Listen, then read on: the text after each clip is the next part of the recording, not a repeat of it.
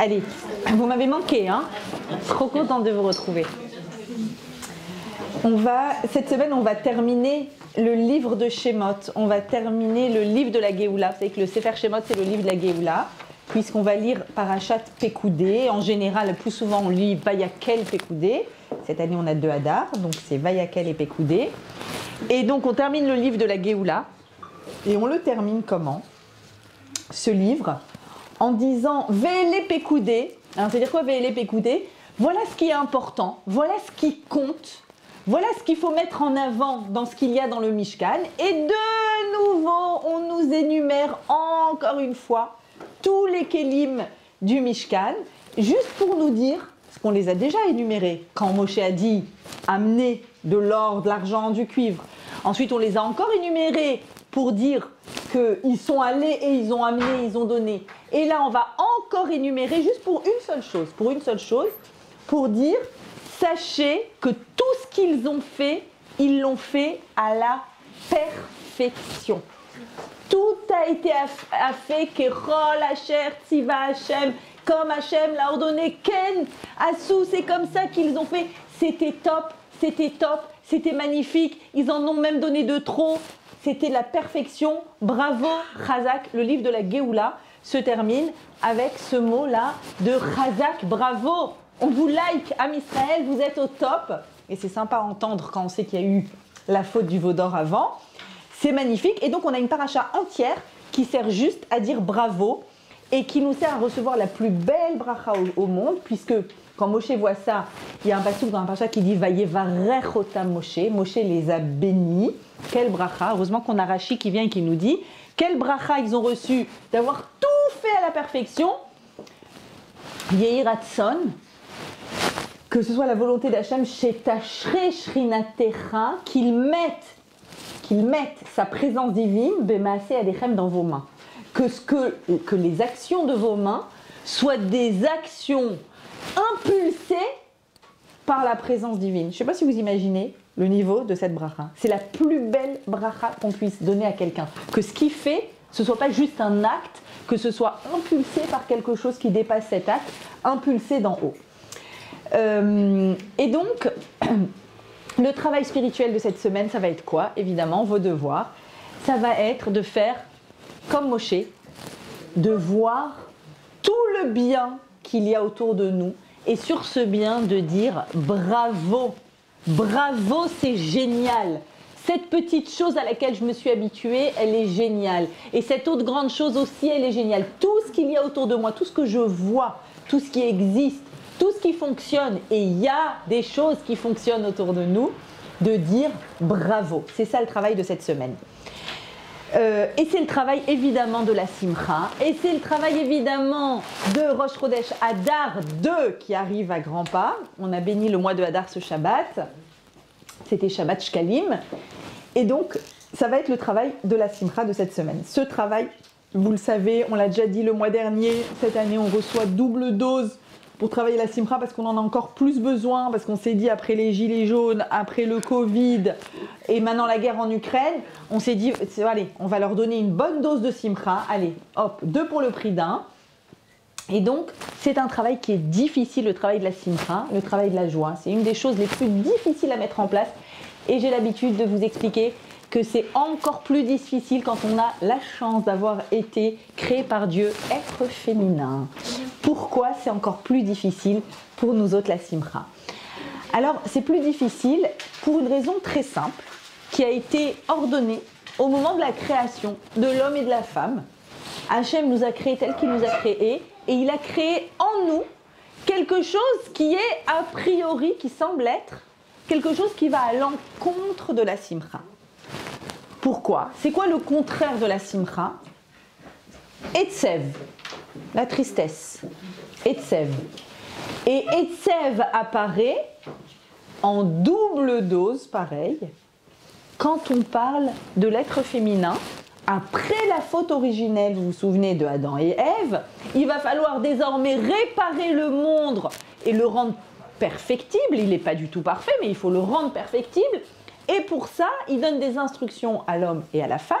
Et à la femme, ce qui est dit, donc c'est, j'ai l'habitude de vous expliquer, c'est pas une punition, c'est une conséquence réparatrice.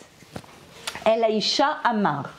Hachem a dit à la femme, Harba arbe itzvoner. Je vais multiplier ton itzavon. Je fais exprès de ne pas le traduire, mais vous voyez la racine du mot, c'est etzev. La tristesse. Vous allez voir comment Rav Hirsch explique ce mot. Veheroner, et ta grossesse aussi. Et deuxième dose, la deuxième dose arrive maintenant. Be etzev tel dit banim. Tu enfanteras dans le etzev. Je fais exprès de ne pas traduire. Donc itzavon et etzev, vous voyez que c'est la même racine. Donc première dose de etzev, deuxième dose be etzev tel dit banim. Et la suite qu'on connaît, Velisher, Teshukater, etc. Moi, je voudrais m'intéresser à ces deux occurrences du mot Etzev, qui apparaît également pour l'homme, pour Adam. Be'itzavon tochalna, tu mangeras, pour réussir à avoir de la nourriture, il te faudra faire preuve de Itzavon. Donc là aussi, le Etzev arrive. Qu'est-ce que c'est que le Etzev? Alors, Rav Hirsch, qui fait aussi beaucoup de sémantique, Rav Shimshon Raphaël Hirsch, début du 19e, fait beaucoup de sémantique. Il nous dit le mot etzev est proche du mot aïn zaïn bet. Le tzadik et le zaïn sont interchangeables. C'est le verbe la azov qui veut dire abandonner. Qu'est-ce que c'est que la tristesse? C'est quand, en fait, tu es obligé d'abandonner quelque chose. Tu es obligé de renoncer. Autrement dit, Rav Hirsch va traduire le mot etzev par la frustration. Pourquoi la frustration? Parce que la frustration, elle provient du fait que j'ai envie de quelque chose et je suis sûre que si j'ai ce quelque chose, ça ira mieux. Au travail, à la maison, mon mari, ma belle-mère, mes enfants, tout. Et je veux cette chose, mais oh mince, impossible, j'y arrive pas. J'ai tenté par de tels moyens, de tel autre moyen, j'ai mis en place plein de stratégies, je me suis énervée, je vais essayer la douceur, j'ai essayé la colère, j'ai tout essayé, j'arrive pas. Frustration. Il faut de la frustration dans le monde. Regardez ce que dit Rav Hirsch. Le itzavon est une souffrance d'ordre spirituel ou émotionnel. Donc c'est pas quand j'ai pas assez d'argent en poche. C'est quand, dans ma tête, j'imaginais quelque chose et mince, je ne peux pas avoir ce que je veux. Il y a quelque chose qui s'oppose à ma volonté. Ce qui est dit à la femme est le prolongement de ce qui est dit à l'homme, dit Rav Hirsch. La femme n'est pas a priori concernée par le itzavon de l'homme. Donc c'était le itzavon de la parnassa, de vouloir, de désirer obtenir quelque chose et mince, j'y arrive pas. Donc elle n'est pas concernée par ça. Et pourtant, malgré tout, son itzavon à elle est encore plus important. Alors comment il sait? Parce qu'il y a écrit 2 fois le mot etzev et parce qu'en plus il y a écrit harba harbe. Je vais multiplier, au carré. Donc on a vraiment pris une double dose.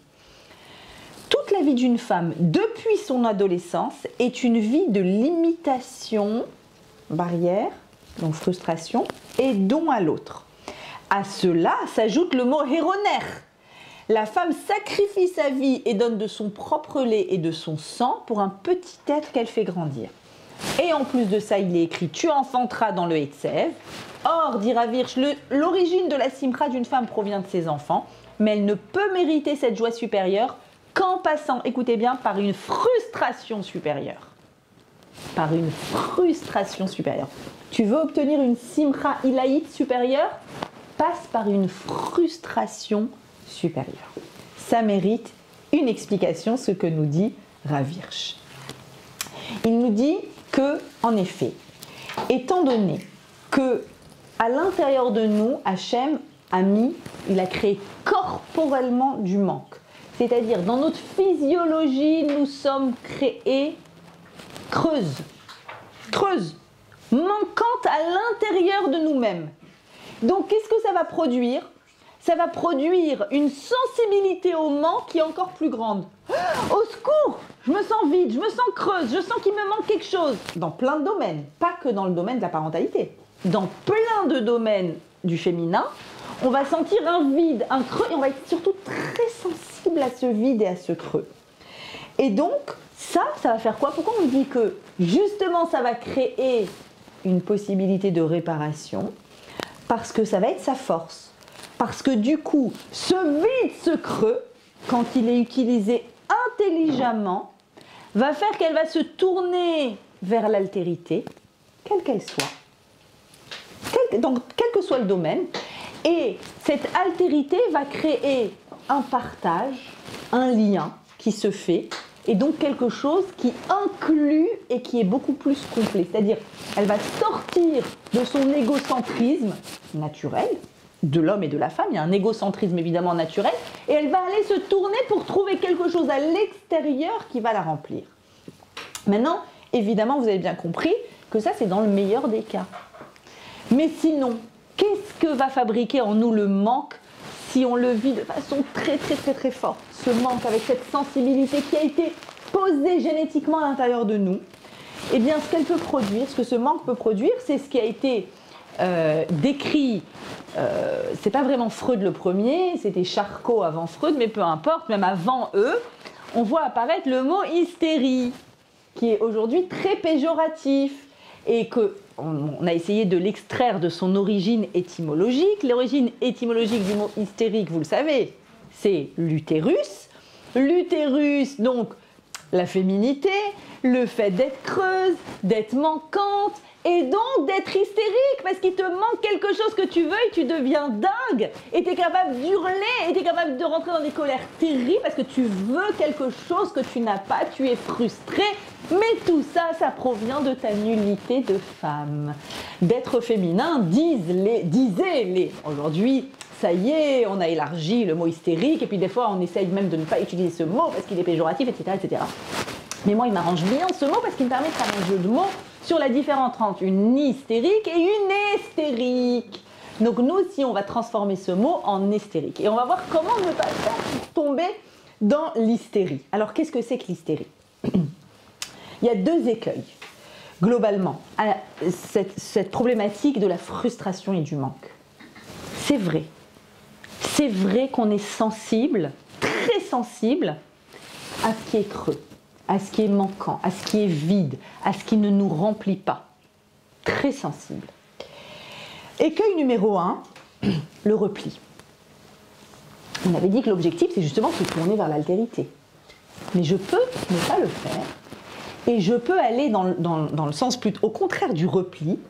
Je vais tenter de me remplir, mais avec moi-même. Je vais m'auto-remplir, et je vais voir tout ce qui autour de moi ne me satisfait pas, et je vais dire, c'est pas grave, en moi j'ai des ressources, et alors vont naître et fleurir tous les coachs du monde.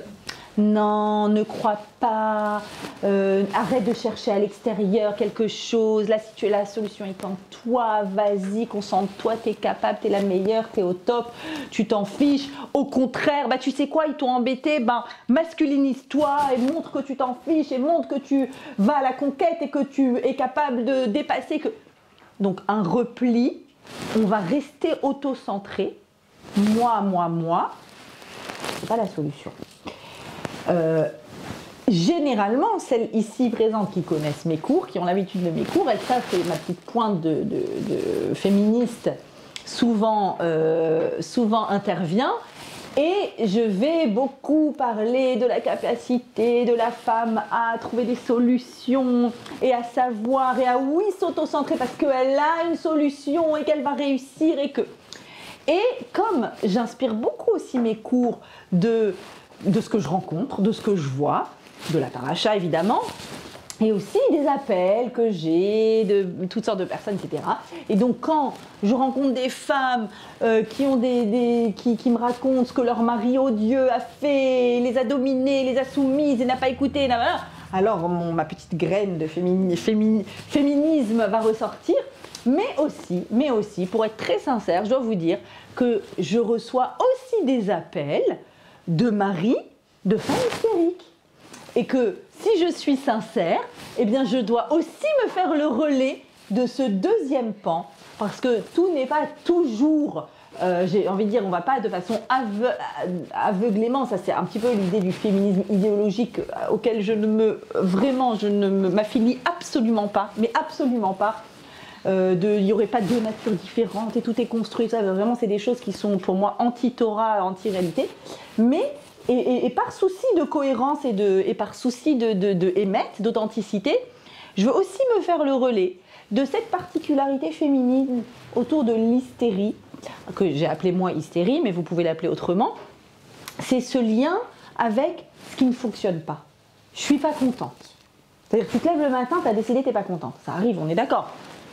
À qui ça n'arrive pas? Aujourd'hui, je suis pas contente. Donc, tu ne saurais pas vraiment dire rationnellement pourquoi, mais tu n'es pas contente. Et donc, il va y avoir un scanner de ce qui ne fonctionne pas. Et évidemment, tu as ton arme secrète Kalachnikov à l'intérieur. Et pou, pou, pou, pou, pou. Et on va tirer sur tout ce qui bouge. Et des fois, je dois le dire, des fois, il y a des très gentils maris qui ont des femmes très gentilles aussi, mais qui ont décidé que ce jour-là, ce n'était pas leur jour. Et ils vont se prendre dans la figure du Kalachnikov, mais vraiment. Et en fait, en gros, c'était pas bien. Alors, mais tout, les courses, c'est pas bien. Mais t'as mal fait le parterre là. Mais là, il y a une tâche. Mais et bim. Et tu t'es mal occupé des enfants. Et non, j'ai pas pu bien dormir. Parce que les enfants, je les ai entendus râler. Et tu les as pas bien gardés. Et non, ça, j'ai pas... Et quoi? Et aussi, bah, puisque c'est comme ça, je te punis. Comment? Eh ben, j'irai pas au mikvé. Non. Vous savez combien de fois j'entends ça?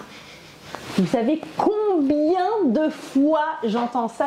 J'étais obligée de le dire parce que sinon c'est juste malhonnête. Comme si c'était mon arme. Comme si, ah bah si c'est comme ça, bah puisque la Torah a décidé que c'est moi qui tiens les rênes de ça, eh ben je décide que t'es pas... Alors attention, petite précision quand même. La merveille du lien masculin-féminin dans la Torah, c'est qu'il est interdit d'avoir une relation quand on est fâché. Pourquoi? Parce que sinon c'est de la consommation. C'est pas du lien, c'est pas de l'émotion. C'est un appel du corps. Et ça, la Torah, elle dit, je suis pas intéressée. Très bien. Mais le mikvé veut dire d'abord mékavé. Mesdames, il faut entendre mékavé. J'espère. J'espère, ça veut dire, je vais pas me replier dans ma frustration et dire, eh ben, je suis pas contente et je vais te le faire sentir comme ça. Je vais dire, je suis mékava quelque chose, j'espère quelque chose. Donc, je me replie pas. Je sors. Ah, t'as envie de lui faire sentir que c'est très très grave et qu'il a pas bien géré ceci et fait cela.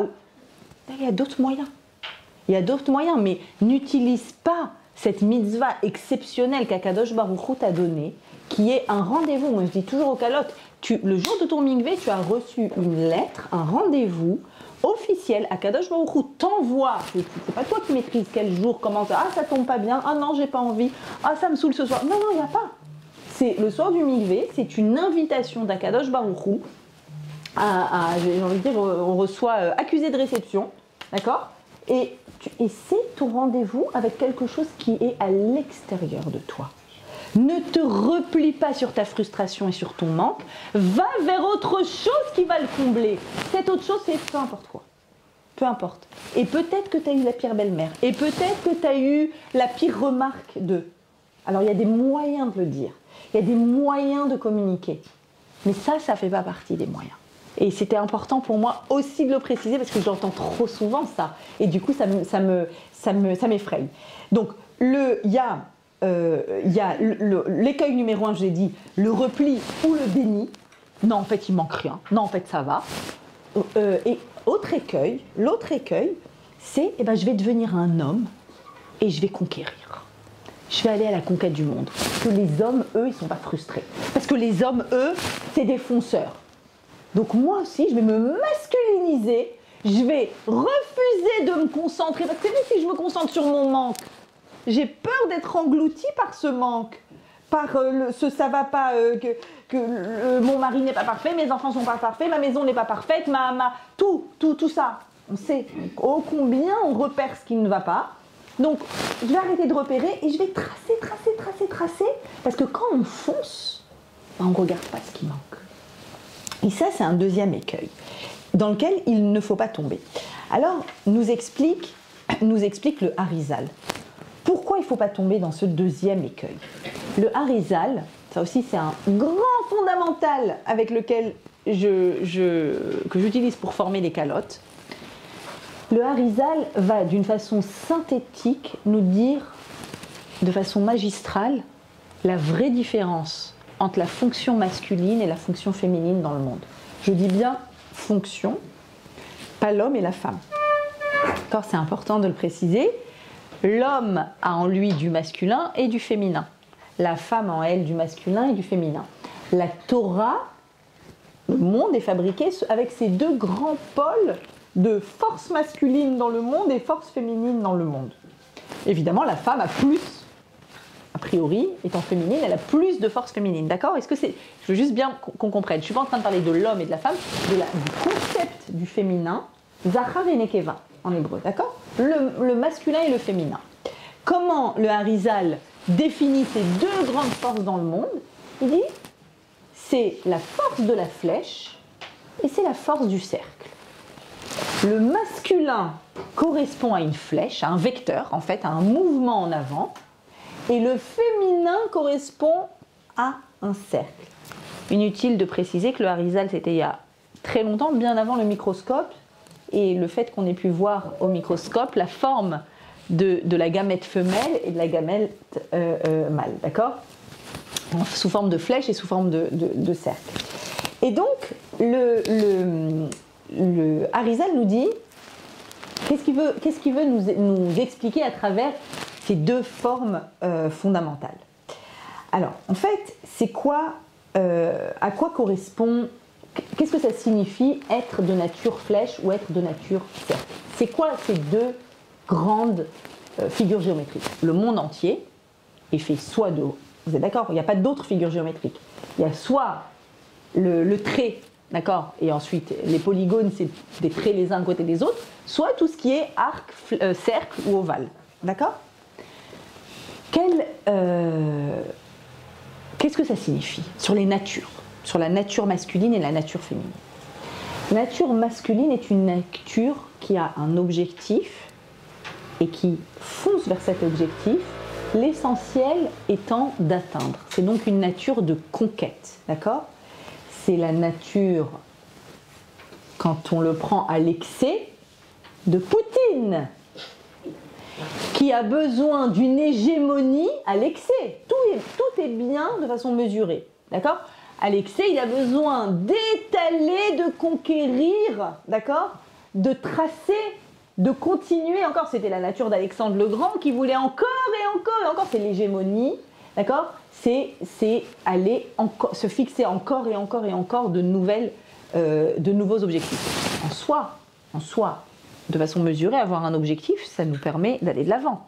Ça nous permet de réussir, de se fixer des challenges, de se dépasser et d'y arriver. Et on a besoin de ça. C'est nécessaire. Mais si on ne vivait qu'avec des flèches, eh bien, il n'y aurait jamais de partage. C'est quoi le cercle? Le cercle, c'est la forme géométrique qui va inclure ce qui est dedans et exclure ce qui est à l'extérieur. C'est donc dire, nous sommes ensemble, à l'intérieur de ce cercle, et nous avons en commun des choses, puisque nous sommes, forcément il y a un cercle autour de nous, donc on a tracé une ligne de choses communes entre nous, et nous allons partager à l'intérieur de ce cercle. Ce cercle, il définit un espace, en excluant ce qui est à l'extérieur de l'espace, forcément, mais il définit. Maintenant, quel est l'inconvénient du cercle, par exemple, c'est qu'il n'y a pas de mouvement. C'est-à-dire que le partage, c'est extraordinaire, ensemble, tisser des liens, être dans quelque chose d'harmonieux, de commun, c'est fabuleux, mais c'est statique. Donc d'un côté, on a le mouvement dans la flèche et le côté statique dans le cercle. Alors, par exemple, symboliquement, les Chachamim vont dire que les 6 jours de la semaine sont masculins, que le Shabbat est féminin. C'est un cercle de « nous sommes ensemble », on inclut à l'intérieur tout ce qu'on peut faire Shabbat, on exclut tout ce qu'on ne peut pas faire Shabbat. C'est plus dans l'être que dans le devenir. Les 6 jours de la semaine, on est dans le devenir, dans l'objectif, dans le mouvement en avant, d'accord? Vous avez bien compris que la vie peut exister seulement s'il y a une synthèse d'un mouvement en avant et d'un état statique qui inclut, qui partage, d'accord? Donc, c'est-à-dire que finalement, le mouvement de la vie, c'est quoi? C'est le mouvement de la spirale, d'accord? C'est quoi la spirale? C'est-à-dire qu'on va en avant tout en étant dans le cercle. Ça, c'est quand on arrive à bien associer l'un et l'autre. Petite précision, le mouvement du cosmos, des planètes, d'accord? Tout le système solaire est un mouvement comme ça, de spirale. C'est-à-dire qu'il y a un mouvement à la fois cyclique, mais qui va en avant. C'est-à-dire, si vous regardez, la Terre, elle tourne autour du Soleil. Autour de la Terre, il y a un satellite qui est la Lune. Donc, on fait ce mouvement. Donc, on avance tout en tournant. D'accord? Donc, vous voyez bien qu'Akadosh Baruch Hu a créé de cette façon le monde pour qu'il y ait l'association des deux. D'accord? Il doit y avoir à la fois l'un et à la fois l'autre. De façon générale, on constate que le monde occidental, par rapport au monde oriental, est un monde masculin, de type masculin. D'accord?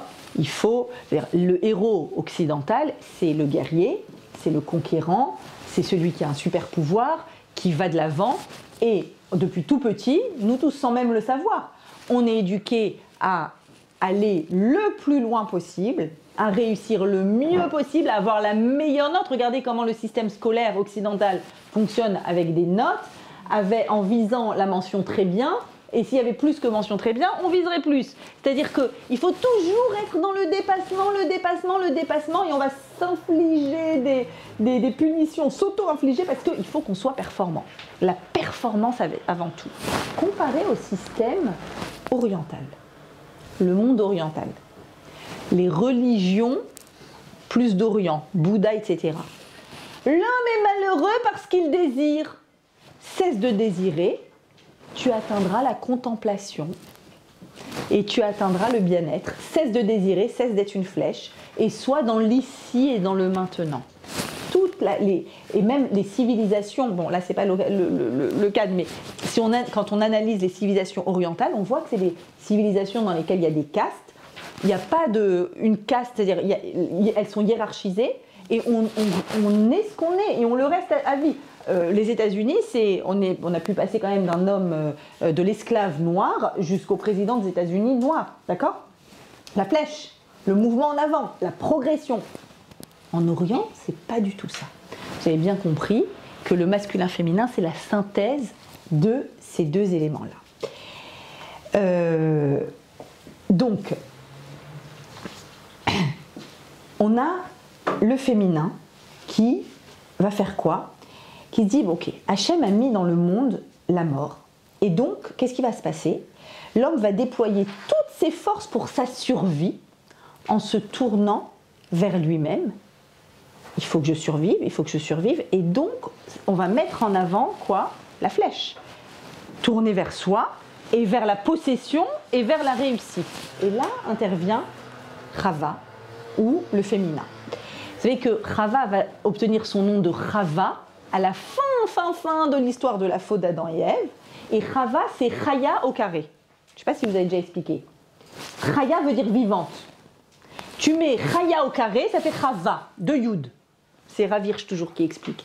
Pourquoi elle est vivante au carré? Parce qu'elle apporte la vie physique et spirituelle. Comment? Justement, elle, ce qu'elle va faire, c'est qu'elle va vivre tellement fortement le manque et le creux que ce qu'elle va faire, c'est qu'elle va elle va se tourner vers l'autre, vers le lien, vers le cercle. Pas au niveau de la flèche, survie, égoïsme, réussi, dépasse-toi, non. Ça c'est l'écueil de la frustration quand on se masculinise. Mais si on veut rester dans le féminin, qu'est-ce qu'on fait? Partage. Partage. Tout est mieux quand il y a plusieurs. Partage et crée un lien. Et c'est exactement ce qu'on voit qui se passe au tout début de la paracha de Pécoudé. Début de Pécoudé, on voit on précise, où Betzalel, c'est celui qui a fabriqué tout le Mishkan. Betzalel ben Uri ben Chour, de la tribu de Yehuda, a fait kol asher tziva Hashem et Moshe. Il a fait tout ce qu'Hachem a ordonné à Moshe. Précision de Rashi sur place. Attends, il a fait tout ce qu'Hachem a ordonné à Moshe ou tout ce que Moshe lui a ordonné? Non, dit Rashi, il a pu deviner ce que Hachem lui a ordonné. Dans quoi précisément? Vous allez voir le lien avec le cercle. Moshe lui a dit, Betzalel, fabrique tous les ustensiles du Mishkan et fabrique aussi le contour du Mishkan. Betzalel vient le voir, il fait, attends, j'ai pas compris Moshe. Quand on fabrique une maison, on commence par quoi? D'abord les murs et après l'intérieur. Je vais d'abord fabriquer le Mishkan. Et Moshe, il est fan, il dit, oh, exactement ce que Hachem m'a dit. C'était exactement ça. Commence par le Mishkan, c'est-à-dire, commence par le cercle. Commence par fixer les limites. C'est de nature féminine de faire ça, de fixer la limite. Et réussis du coup, ensuite, une fois que tu as fixé la limite, à mettre à l'intérieur, tous les ustensiles du Mishkan vont être mis à l'intérieur. Cette force-là, cette qualité-là de réussir à être dans le partage et à vivre intelligemment la notion de manque, c'est fondamental. Je disais tout à l'heure, Poutine, d'accord? Finalement, on a déjà vu ça. Où on a déjà vu? Tu es président de la plus grande superficie, l'URSS, la Russie actuelle, pardon, vous voyez. La Russie actuelle, c'est une superficie. Mais attendez, mince, il me manque l'Ukraine. Je veux annexer, je veux prendre... Où on a vu ça? Il a un prédécesseur de renom, quand même, Poutine. Qu'est-ce qu'il dit Aman? Et ça va d'ailleurs le mener à sa chute, tout comme Poutine, si Dieu veut. Ça va le mener à sa chute. Qu'est-ce qu'il dit Aman? Aman, il dit une phrase. Vekolze enenu shoveli. Tout ça, c'est rien pour moi, tant que Mordechai ne se prosterne pas devant moi. Attends. Il rentre à la maison. Il y a Zeresh qui l'accueille. Alors, mon petit cœur, c'est trop bien. T'as eu une belle journée aujourd'hui. Tu étais invité au michté d'Esther. Oh, ouais, elle lui répond. Esther, elle a fait un michté très VIP. Et dans ce michté, devine qui elle a invité? Que le roi, c'est normal, et que moi. Vekolze enenu shoveli. Mais tu sais quoi, c'est nul. La frustration par excellence. Aman. Il le dit. J'ai tout. J'ai la tabahat, j'ai la bague du roi. J'ai 127 pays qui m'écoutent au doigt et à l'œil. Kolze einenu shoveli. Tout ça, ça ne vaut rien pour moi tant que celui-là, il n'est pas sous... T'es bête? Regardez ce que disent les Mefarshim sur cette phrase, je vous l'ai mise. Ze einenu shoveli. C'est nul pour moi. Ça ne compte pas pour moi. Ze einenu shoveli. Vous voyez ces 4 mots? Ces 4 mots-là, disent les Chachamim, vous prenez les dernières lettres de ces mots. He, Vav, He, Yud. C'est les noms d'Hachem à l'envers. Le nom d'Hachem à l'envers. He, Vav, He, Yud. Ça veut dire que quand tu dis sur la frustration et sur le manque, ça me sert à rien. C'est nul. Ma vie, elle est nulle tant que c'est pas comme je veux. Tu es dans la relation Hachem à l'envers. Une relation à l'envers. Pour que ce soit à l'endroit, il faudrait quoi? On va mettre les mots dans l'ordre à l'endroit. Li, chavé, einenu ze. Pour moi, ça a du sens de ne pas avoir ça. Li, chavé, et là tu as Yud, puis He, puis Vav, puis He. C'est-à-dire que c'est juste un autre regard. Juste un autre regard. Le regard de l'hystérique face au manque. Alors si j'ai pas ça, j'ai rien. Mais regarde ce que tu as. Et le regard hystérique, j'ai pas tout, mais j'ai. Je suis loin d'avoir tout. Quand je suis la reine Esther, je suis loin d'avoir tout. Je vous ai dit, tu peux pas faire pire comme CV que celui d'Esther. Il n'y a pas pire.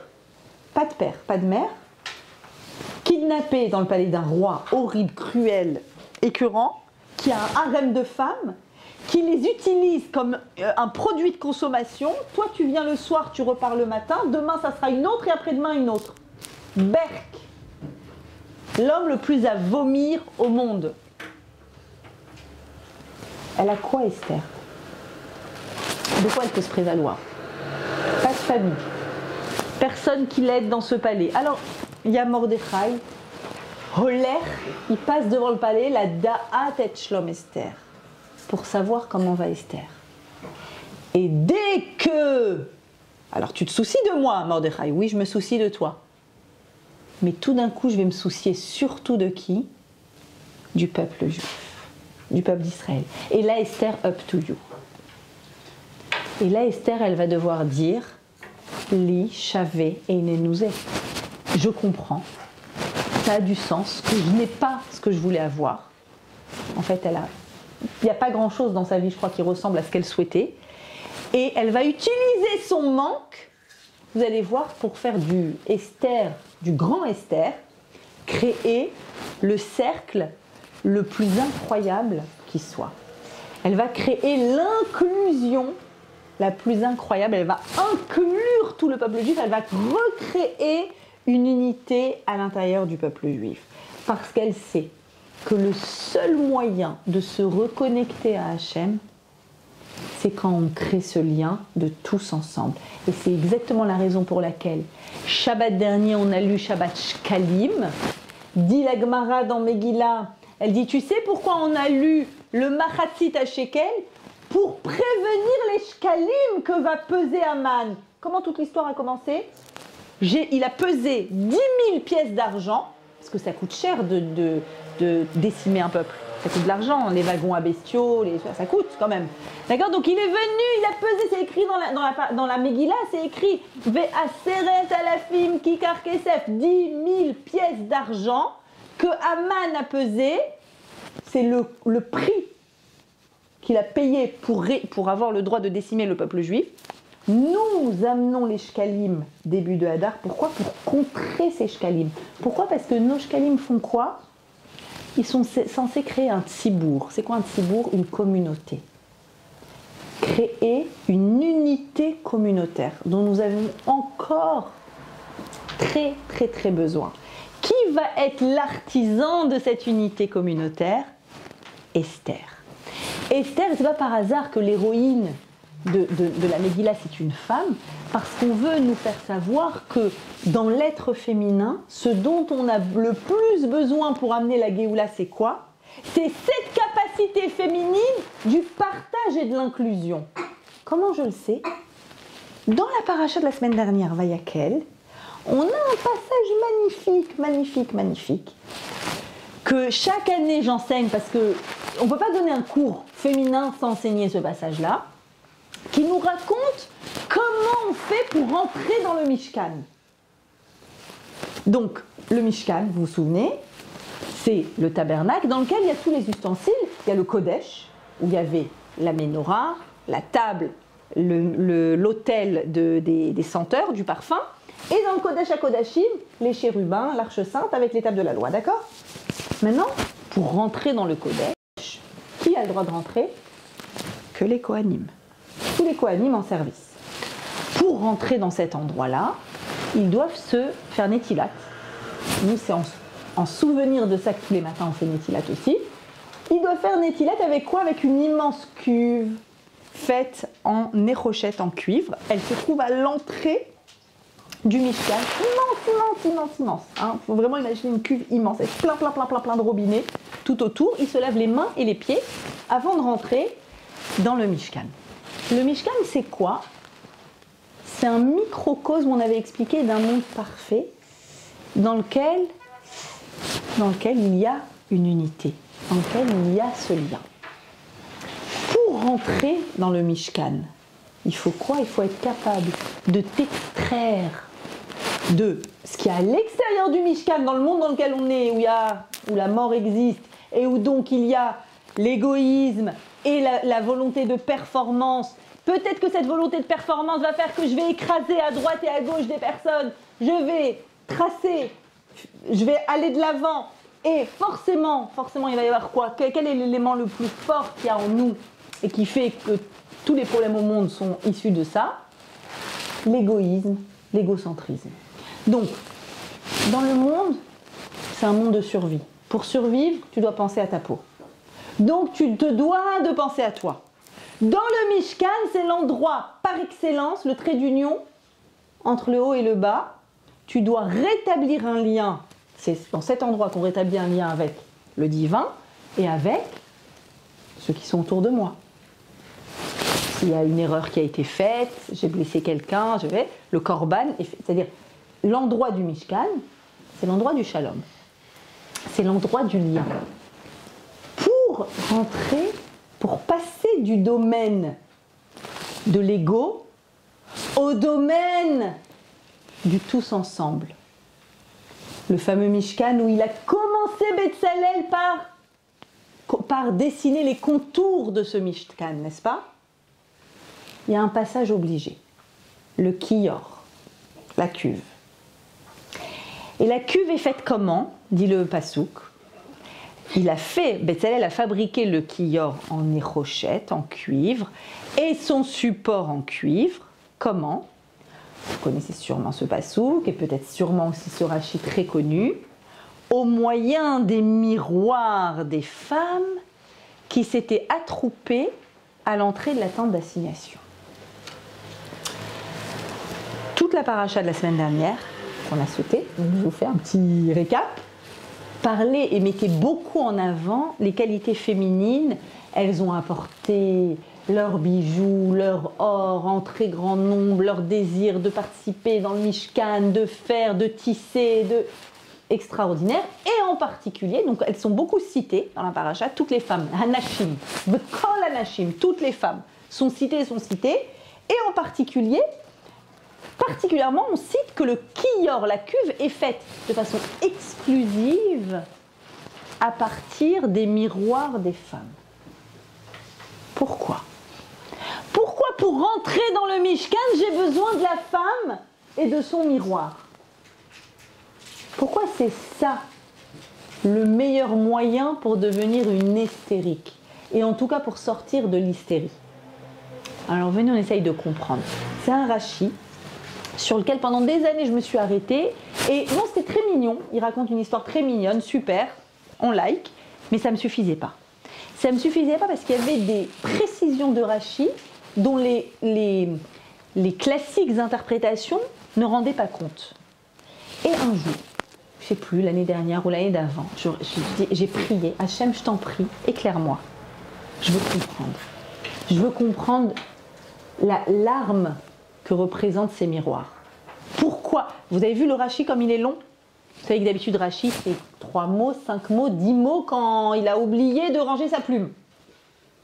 Regardez comme c'est important pour Rashi de nous raconter l'histoire de ces miroirs. Donc gardez bien en tête dans cette explication que la cuve me sert à pénétrer à l'intérieur du Mishkan qui est le lien à autre que moi. À ce qui est extérieur à moi. C'est le contraire du repli. Les femmes d'Israël possédaient des miroirs, dit Rashi, dans lesquels elles se regardaient lorsqu'elles se faisaient belles. Jusque-là, normal. Ok? On a des miroirs depuis la nuit des temps. Aujourd'hui, c'est en miroir. Avant, c'était en cuivre. Super. Un cuivre bien poli, ça donne le reflet. Elles n'ont pas hésité à les offrir pour la construction du tabernacle. Rappelez-vous, Moshe a dit « J'ai besoin de cuivre. Qui a du cuivre me l'amène ?» Et là, vous avez toutes les femmes d'Israël qui disent « Hé, moi j'ai du cuivre. Mon miroir. » Et elles arrivent en masse à trouper des tonnes, toutes avec leur miroir. « Moshe, s'il te plaît, mon miroir, mon miroir. » Mais le problème, c'est que Moshe n'a pas envie de les accepter parce qu'ils ont pour vocation d'encourager le penchant au mal. Mon premier problème dans le Rashi, c'était ça. Depuis quand c'est pas bien les miroirs? Very good les miroirs. Très important le beau, le yafé, c'est spirituel, le Mishkan était beau, tout est beau. Non, ça c'est quand on ne sait pas lire. Lis mieux. Quelle est la vocation du miroir? Quelle est la fonction première du miroir? Et c'est là que j'aime dire que le premier selfie au monde a été inventé quand le premier miroir au monde a été inventé. Le miroir a pour vocation, en soi c'est bien, parce que tu vois et tu peux t'arranger, mais dans l'idée, la vocation première, la fonction première du miroir, c'est le reflet de mon être. C'est l'égocentrisme. À quoi je ressemble? Qu'est-ce qu'on va dire de moi? Qu'est-ce qu'on va penser de moi? Est-ce que je suis assez belle? Miroir, mon ami, dis-moi, de toute la terre. Ça, c'est voilà, la caricature, ok? Donc, le miroir, le symbole du miroir. Pourquoi Moshe, il dit, je suis pas sûre qu'un miroir, ça a sa place dans le Mishkan. Parce que le Mishkan, c'est le lien à ce qui est extérieur à moi. Et le miroir, c'est le lien à moi. Moi et moi et moi.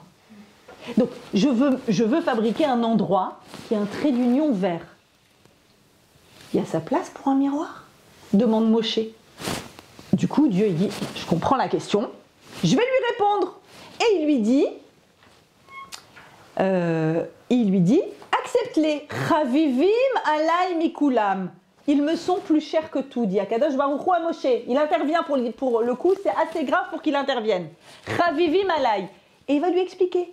Il va lui dire, c'est pas des miroirs classiques. C'est des miroirs dénaturés. Qu'est-ce que j'appelle un miroir dénaturé? Et ça, on peut le comprendre que si on lit avec beaucoup de précision ce Rashi. Il raconte, il dit, tu te rappelles en Égypte, début de Shemot? Penirbu, j'ai peur qu'ils soient trop nombreux, je vais les tuer. Paro, Aman. Alors, qu'est-ce qui s'est passé? Tous les hommes ont fait comme Amram et ils ont dit stop, on arrête d'avoir des enfants. Mettre au monde un enfant condamné, c'est pas possible. C'est de la folie. Et réaction des femmes, les femmes disent non. Pourquoi non? Non, parce que déjà, soit on a un garçon, soit on a une fille. Dans le cas où c'est une fille, bah, il n'y a pas de condamnation à mort.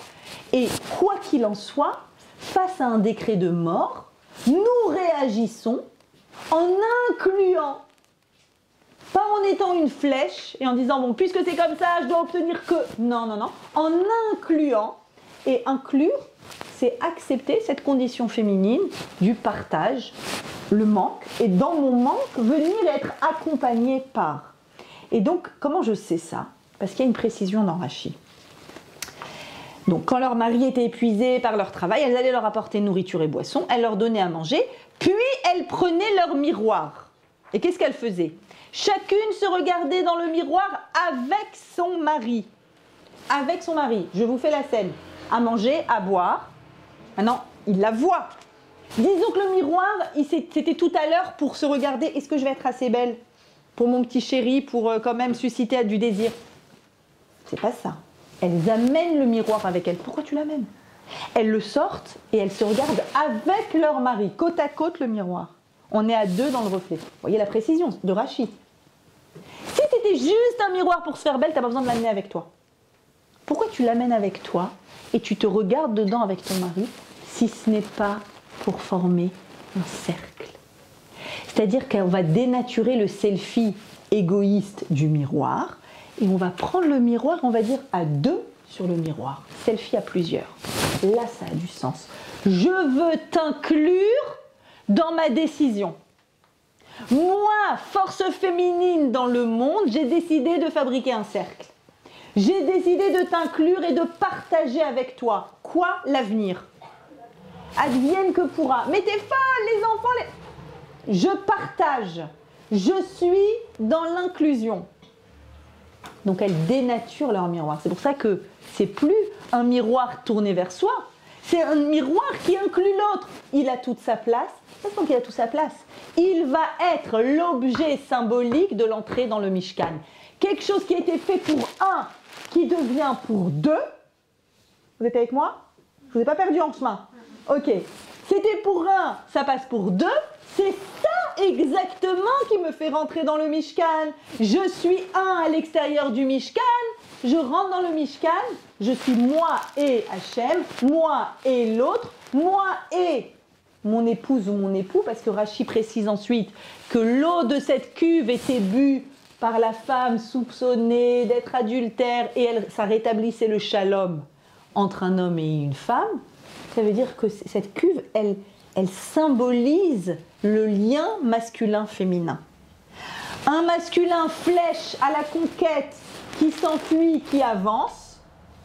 Je raconte toujours à mes calottes par rapport à ça, à l'image de la flèche, que tellement quand on a ces concepts en tête, c'est plus facile d'analyser les situations du quotidien qui pourraient énerver.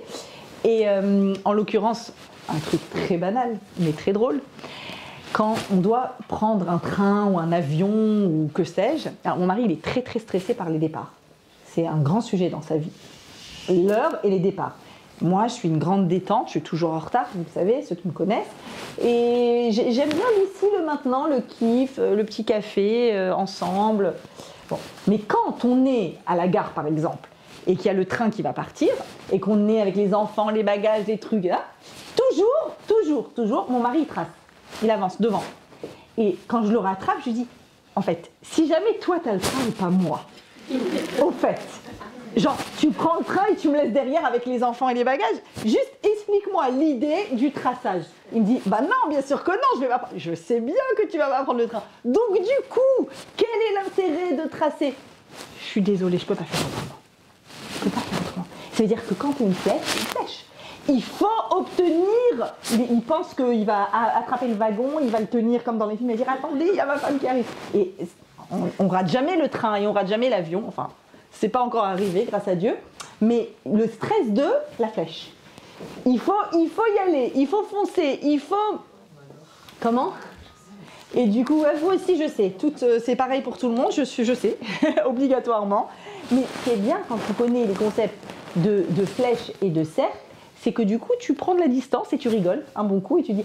Et alors après, du coup, je lui dis, bah, tu sais quoi, viens, on va faire un cercle, tous les deux ensemble, et on prend le train ou on rate le train, mais ensemble.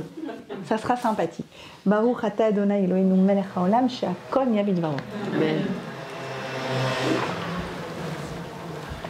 Et je remarque exactement la même chose chez mes filles et chez mes garçons, soit dit au passage. Les garçons qui vont foncer, toujours quand on a quelque chose, une activité, un truc, ils tracent, et les filles, je dis, maman, t'as besoin d'aide?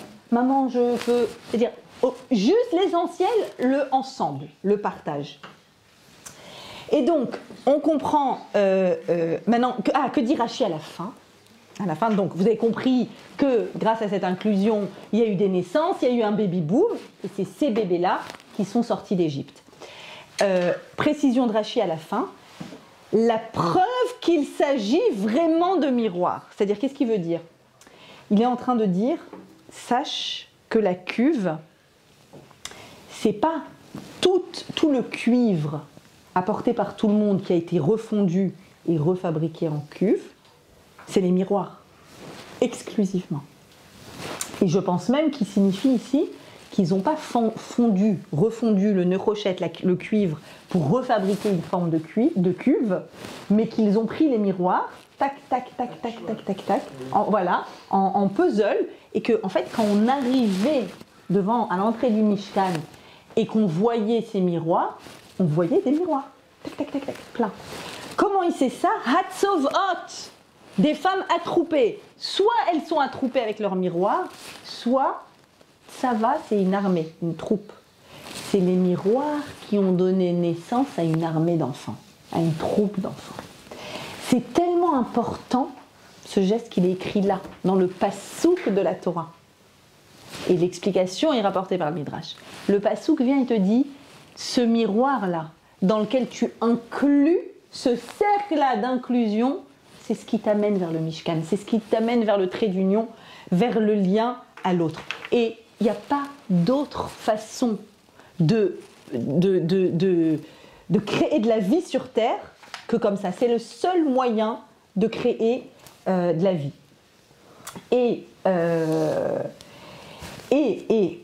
on peut voir ici la solution avec ce même principe-là, ce principe d'inclusion, la solution de Esther qui refuse d'être hystérique et qui dit alors moi je ne vais pas me masculiniser et partir à la guerre, je ne vais pas non plus me replier sur moi et dire eh ben c'est comme ça, bah tant pis, il n'y a rien à faire, je vais créer une hystérique. C'est quoi une hystérique? Toujours le même principe. Ces femmes-là qui ont suscité, qui ont suscité la Géoula. Et on voit de tout temps, les femmes ont suscité la Géoula dans le peuple d'Israël. Et c'est écrit textuellement, et vous savez que la Gemara dans Sota dit, et sache que la Géoula finale, elle viendra comme ça aussi. Tu peux en être certain. C'est la femme qui met en place la vie derrière le décret de mort. Pourquoi? Où je le vois chez Esther. Une fois qu'Esther comprend qu'elle n'est pas là par hasard, qu'il faut absolument une solution pour Am Israël, qu'il y a un décret d'Aman, elle va dire une phrase à Mordechai. Lech knos et kol ha-Yehudim. Va vite et rassemble les Juifs. Knos, kenes, kinus. C'est quoi? Un rassemblement. Va vite créer une unité. Je sais d'où vient le problème. Je sais quelle est l'origine du problème. C'était quoi l'origine? Aman qui dit à Achashverosh, Yeshno am echad, il existe un peuple. Comment il le décrit? Mephozar ou Mephorad, éparpillé, chacun pour soi, chacun sa vie. Éparpillé parmi tes 127, ils s'en fichent les uns des autres. Et cet éparpillement est pas éparpillement géographique, vous avez bien compris. Le fait de ne pas être dans l'unité, de ne pas créer ce tzibour, cette union, fait qu'il y a ce danger qui plane sur nous. Dès le début de la Megillah, il y a une précision qui est faite. Ish Yehudi aya beshushan abira, vous vous souvenez? Un homme Yehudi était à Shushan, il s'appelle Mordechai, et à la fin, qu'est-ce qu'il y a? Ish Yemini. Alors décide-toi, il est Yehudi ou il est Yemini? Yehudi, ça veut dire de la tribu de Yehuda. Yemini, ça veut dire de la tribu de Binyamin. Il est quoi? On sait qu'il est de Binyamin, descendant de Shaoul HaMelech. Alors pourquoi il s'appelle Yehudi? Knos et kol ha-Yehudim, rassemble tous les Yehudim. Maintenant sachez que nous sommes entre les deux Beth Amikdash, l'histoire de Pourim, et que ont déjà été exilés les 10 tribus d'Israël malheureusement. Au milieu du premier Beth Amikdash, par Nebuzadran. Il reste combien de tribus? 2. Yehuda et Binyamin. Une qui descend de Rachel et une qui descend de Léa. Vous vous souvenez les luttes intestines qu'on raconte dans le livre de Bereshit? Entre les enfants de Rachel et les enfants de... Enfin, plutôt entre les enfants de Léa et ceux de Rachel et Yosef. En réalité, toute l'histoire que ce soit aujourd'hui, la Géoula qu'on attend, que ce soit à l'époque de Pourim, c'est toujours la même histoire. C'est le problème du manque d'unité. Qui est capable de créer une unité là où il n'y a pas d'unité? Seulement celle qui sait faire un cercle. Ça peut être un homme qui a la capacité féminine du cercle, du partage, du lien. Mais c'est symbolique, c'est symbolisé dans l'histoire d'Israël par des femmes. Par les miroirs, par Esther, qui va faire quoi? Qui va refabriquer ce cercle. Le Sifri nous raconte, nous dit, pourquoi Binyamin, c'est lui qui a mérité d'avoir le Beth Amikdash dans sa terre? Parce que tous les frères étaient impliqués dans la vente de Yosef, mais pas Binyamin. C'est-à-dire que le Beth Amikdash, c'est l'endroit de tous, de toutes les tribus d'Israël. Qu'est-ce qu'on essaye d'atteindre à l'époque de Pourim? Qu'un Yehudi soit un Yehudi et un Yemini. Il est Yemini, il est Yehudi. C'est pareil. Depuis Pourim, c'est à ce moment-là, historiquement, que nous tous, on s'appelle des Yehudim. Pourtant, on n'est peut-être pas forcément tous descendants de Yehuda, n'est-ce pas? On s'appelle tous des Yehudim grâce à Mordechai qui a dit venez, on arrête de dire en fonction des tribus. Venez, on arrête de dire les Ashkeux, les Sef, les Chabad, les Tunisiens, les Marocains.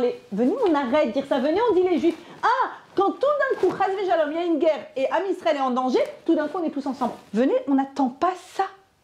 Et on est conscient que les 12 tribus d'Israël sont juste magnifiques. Et d'ailleurs, ce n'est pas 12 tribus, c'est 13 tribus. Parce que Yosef compte pour 2 tribus. Pourquoi je vous précise ça? Parce que Rav Moshe Shapira explique de façon magistrale que la particularité du calendrier juif, c'est que vous savez, il est à la fois lunaire et solaire. Et cette année, on a 2 Hadar. Ça s'appelle une année Me'auberet. Vous savez ce que ça veut dire Me'auberet textuellement en hébreu? Enceinte. Grossesse. Me'auberet. Et Ibour Hashana. L'année, elle est enceinte d'1 mois en plus. Elle donne naissance à 1 mois en plus. Ça veut dire qu'au lieu de 12 mois, il y a 13 mois. Vous savez qu'il y a 11 jours de décalage entre le cycle solaire et le cycle lunaire. Pour que tous les 19 ans, en fait, le soleil et la lune sont exactement au même endroit. Et donc, on rajoute 7 mois en 19 ans. À peu près 1 tous les 3 ans. Ok? Rav Shapira explique Sod Haïbour, c'est un des plus grands secrets. Pas le calcul. Le calcul, il est facile à faire. Comment c'est quelques jours, on sait. C'est un des plus grands secrets. Pourquoi c'est un des plus grands secrets? Parce que c'est le passage du 12 au 13. 13, c'est la valeur numérique de Echad, l'unité. Il explique que les tribus d'Ishmaël, il y a 12 Nessi'im. Dans Bereshit, on nous cite les 12 noms des princes d'Ishmaël. Et les princes d'Israël, il y en a, il a failli y en avoir 12, mais il y en a 13. Il y en a 13, ça veut dire quoi? Ça veut dire quoi ce passage-là incroyable du 12 au 13? Le 12, la symbolique du 12, allez, je vous dis un petit peu de Rav Moshe pour ceux qui aiment un peu ce qui est un télo comme moi. Le 12, c'est quoi? C'est quoi le chiffre 12? Le principe du 12, c'est l'expansion dans le monde, tel que Hachem l'a créé, dans le monde, dans l'espace et dans le temps. Dans le temps, il y a 12 heures du jour, 12 heures de la nuit, d'accord? Dans l'espace, il y a quoi? Regardez un cube, les 6 côtés du cube, il y a 12 arêtes. C'est-à-dire que toute expansion dans l'espace se fait selon le chiffre 12. En haut, en bas et des 4 côtés. Le chiffre 12, d'accord? Dans l'espace et dans le temps. Le 13, c'est quoi? Le 13e, où on voit 13, Shlosh Esrei Yodea. À la fin de la Haggadah, on raconte qui connaît le chiffre 13? Ani Yodea, c'est quoi? À la fin de la Haggadah, c'est quoi le chiffre 13, vous vous souvenez?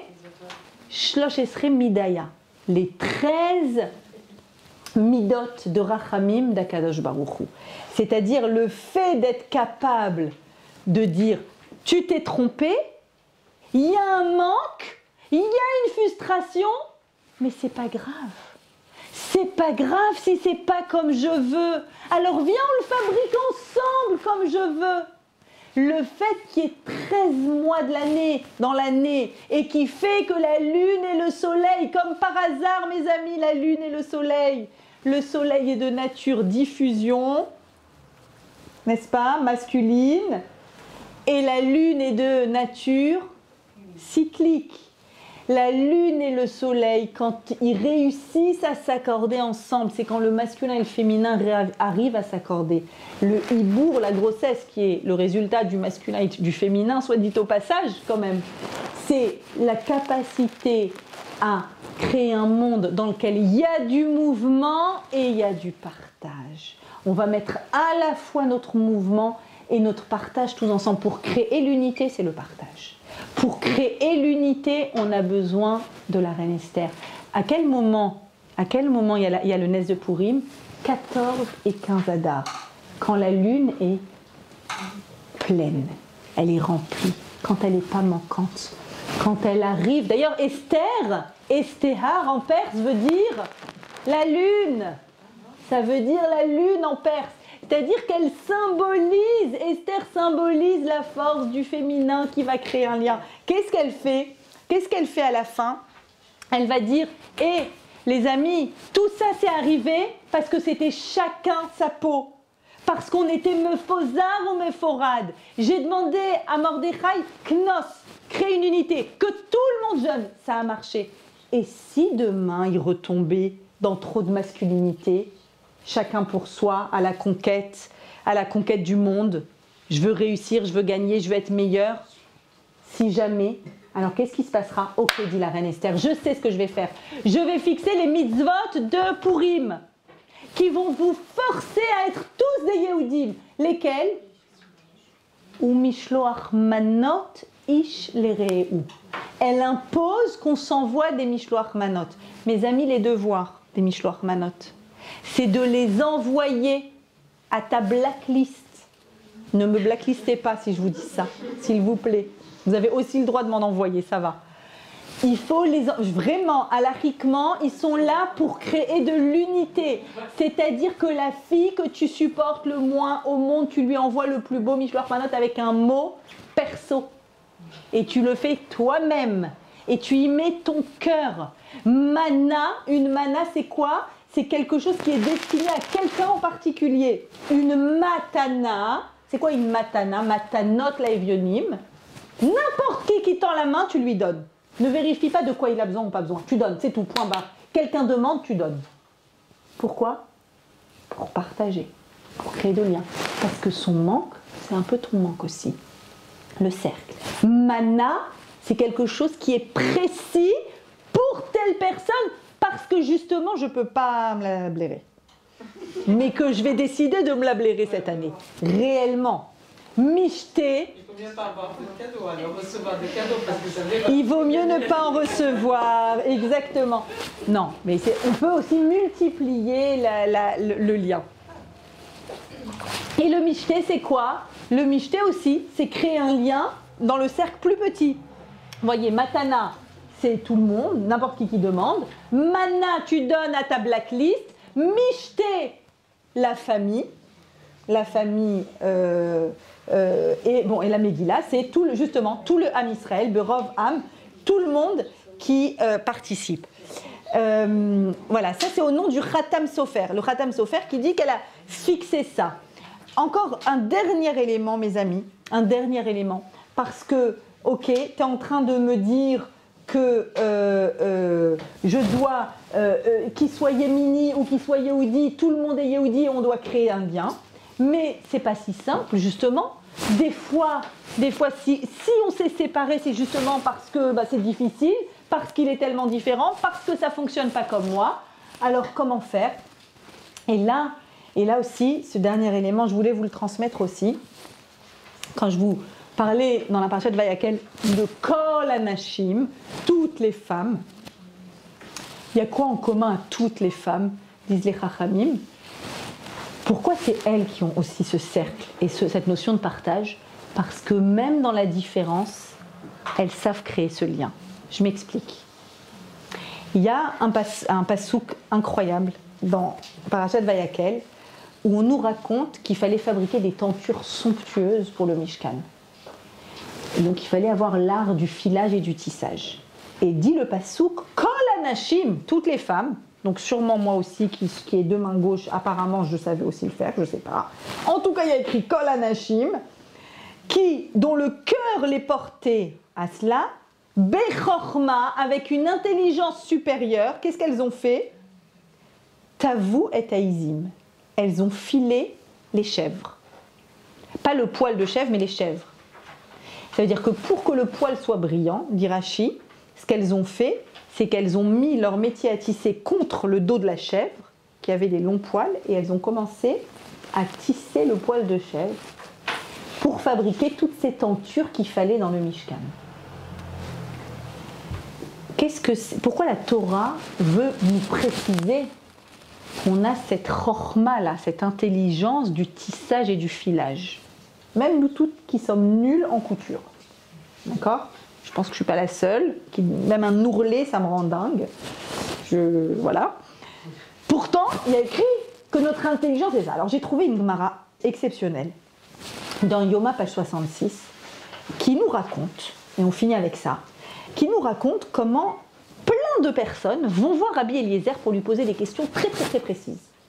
Et Rabbi Eliezer, qui est un très très grand chacham, il les envoie balader, il dit non, je réponds pas. C'est des questions qui étaient très pertinentes et particulières, mais il ne voulait pas répondre parce qu'il ne voulait pas rendre trop facilement accessibles ces réponses-là. D'accord? Et tout d'un coup, nous dit la Gemara, arrive une femme, Isha Chachama. C'est comme ça qu'elle est écrite par la Gemara. Isha Chachama. Une femme super intelligente qui vient et qui lui dit « Rabbi Eliezer, moi aussi j'ai une question. Pourquoi après la faute du veau d'or, il y a eu 3 ceux qui ont fauté ont reçu 3 types de punitions différentes, 3 types de morts différentes. Pourtant, ils ont tous fauté pareil. Et il lui répond, En chokhma laïcha ela befaler. L'intelligence d'une femme se situe dans son métier à tisser. Traduction machiste que j'ai lue sur Internet aujourd'hui. Des hommes qui lisent cette Gemara comme ça. C'est quoi? On retourne à la cuisine. C'est quoi ton intelligence dans ton métier à tisser? Donc qu'est-ce que tu viens me poser des questions philosophiques sur la faute du veau d'or de... Hein? Allez, à ta place. Il y a vraiment des gens qui lisent ça comme ça. C'est un peu ambigu. Comment? C'est un peu ambigu la réponse. La réponse est ambiguë, mais quand on regarde le contexte, on comprend quoi? Parce que juste après, la Gemara, elle donne la réponse. Et elle dit qu'il y avait 3 façons différentes de fauter avec le veau d'or. Il y a ceux qui ont fauté pleinement, il y a ceux qui ont regardé de loin, il y a des... Nous ne sommes pas dans l'uniformité. Unité, mais pas uniformité. Comment on crée de l'unité sans uniformité? Dites-moi. Si ce n'est pas avec un métier à tisser. Chaîne de trame et chaîne de... Non, fil de chaîne et fil de trame. Oh, vous ne connaissez pas en couture, pire que moi. Pire que moi. Le fil de chaîne et le fil de trame, c'est quoi? En fait, c'est quoi l'art du tissage? C'est l'art de la compréhension de l'utilité de chaque fil à sa place dans sa différence. Dans sa différence. C'est-à-dire que c'est pas parce que je crée un cercle que je dis qu'on est tous pareils. Il y a des Yéminis, il y a des Yehudis, mais il y a aussi des Mishloach Manot. Et vous devez être capable, le Yehudi, de l'envoyer aux Yéminis. Vous devez être... Et si tu envoies des Tunisiens, tu mettras dedans ce qu'ils aiment. Et si tu envoies des Marocains, tu mettras dedans ce qu'ils aiment. Et pour moi, vous m'enverrez du gefilte fish. C'est à chacun sa particularité, il n'y a pas d'uniformité. Cette intelligence-là du métier à tisser, c'est l'intelligence d'utiliser chaque chose de façon différente et à sa place. Et à mon avis, parce qu'on m'a souvent posé la question lors des Afrachatrala que j'anime, on me pose la question, Maria-Chat, dis-moi pourquoi il n'y a que les juifs qui font de la chala à tisser, tressée, que j'appelle tisser. Et je réponds toujours, En chokhma laïcha ela befaler. L'intelligence de la femme, c'est dans son métier à tisser, c'est-à-dire à tisser des liens. C'est quoi être autour d'une table de Shabbat? C'est toutes les personnes, aussi différentes fussent-elles, dans leurs différences, dans leurs particularités. Et je pourrais dire, je te supporte pas. Et je pourrais dire, je vais vivre la frustration du manque parce que t'es pas comme je veux. Et je vais dire non. Je vais tisser des liens. Je vais créer le cercle. Et dans ce cercle, je vais tisser des liens. Mes enfants sont tellement différents les uns des autres. Ils peuvent tisser des liens. Moi et mon mari, waouh, tellement différents, on va tisser du lien. Le soleil et la lune peuvent se rencontrer. Ils peuvent fabriquer une année à 13 avec du Echad. Il peut y avoir de l'unité sans uniformité. Et c'est comme ça exactement qu'on devient Esther et pas hystérique. Très bonne semaine à vous tous.